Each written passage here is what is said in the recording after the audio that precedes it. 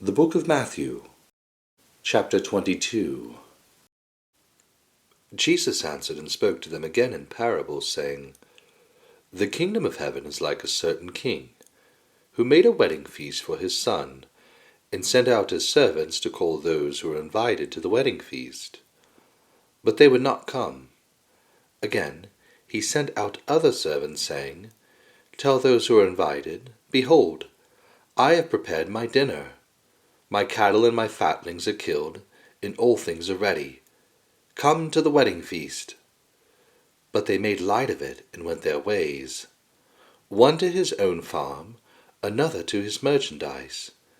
And the rest grabbed his servants, treated them shamefully, and killed them. When the king heard that, he was angry, and sent his armies, destroyed those murderers, and burned their city. Then he said to his servants, The wedding is ready, but those who were invited weren't worthy. Go therefore to the intersections of the highways, and as many as you find, invite them to the wedding feast. Those servants went out into the highways and gathered together as many as they found, both good and bad. The wedding was filled with guests, but when the king came in to see the guest, he saw there a man who didn't have on wedding clothing. And he said to him, Friend, how did you come in here not wearing wedding clothing? He was speechless. Then the king said to the servants, Bind him hand and foot, take him away and throw him into the outer darkness. That is where the weeping and grinding of teeth will be. For many are called, but few are chosen.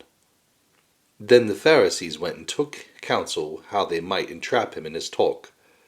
They sent their disciples to him along with the Herodians, saying, Teacher, we know that you are honest and teach the way of God in truth, no matter whom you teach, for you aren't partial to anyone. Tell us therefore, what do you think? Is it lawful to pay taxes to Caesar or not? But Jesus perceived their wickedness and said, Why do you test me, you hypocrites? Show me the tax money. They brought to him a denarius. He asked them, Whose is this image and inscription? They said to him, Caesar's. Then he said to him, Give therefore to Caesar the things that are Caesar's, and to God the things that are God's. When they heard it, they marveled, and left him and went away. On that day Sadducees, those who say there is no resurrection, came to him. They asked him, saying, Teacher, Moses said, If a man dies, having no children, his brother shall marry his wife and raise up offspring for his brother. Now, there were with us 7 brothers. The first married and died, and having no offspring left to his wife, to his brother. In the same way the second also, and the third, to the 7th. After them all, the woman died. In the resurrection, therefore, whose wife will she be of the 7? For they all had her. But Jesus answered them, You are mistaken, not knowing the Scriptures, nor the power of God. For in the resurrection they neither marry nor are given in marriage, but are like God's angels in heaven. But concerning the resurrection of the dead, haven't you read that which was spoken to you by God, saying, I am the God of Abraham, and the God of Isaac, and the God of Jacob? God is not the God of the dead, but of the living. When the multitudes heard it, they were astonished at his teaching.